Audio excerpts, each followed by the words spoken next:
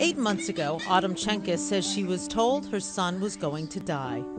He didn't want to play, he didn't want to be touched, he slept all day, every day. It was miserable. Maverick was just 6 months old and desperately needed a new heart, but his doctors at New York Presbyterian Hospital said no. I was scared that he was going to die.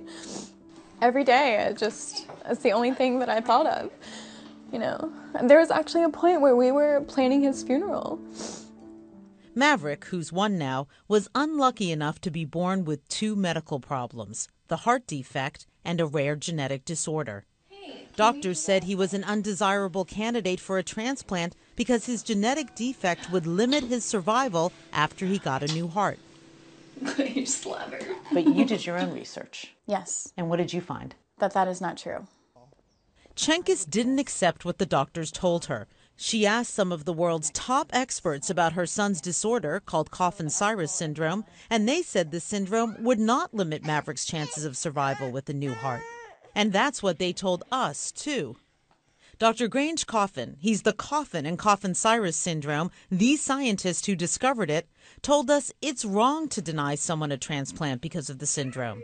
So what do Maverick's parents think is the real reason the hospital denied their son a heart transplant? They think it's because his genetic defect makes him developmentally disabled.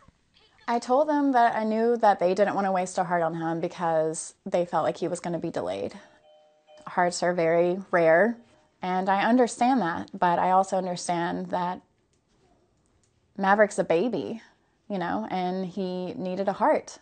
Do you think they just sort of discredited his life, discredited his future? Absolutely. And if they were to say otherwise, they would be lying. Maverick was dying. Chenkis pleaded with the doctors.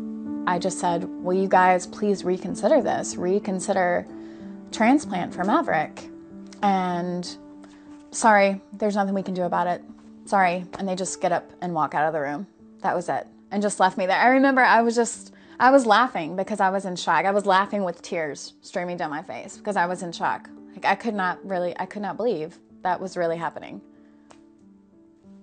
We're talking about my son's life, and you're looking at your watch, and you just walked out on me.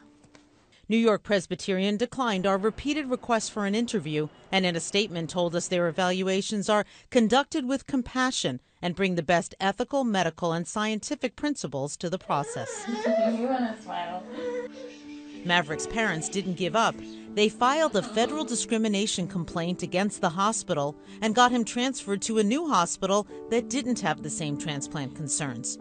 Eventually, it turned out Maverick got better without a transplant, but that hasn't ended the controversy about whether transplant doctors discriminate against patients with disabilities.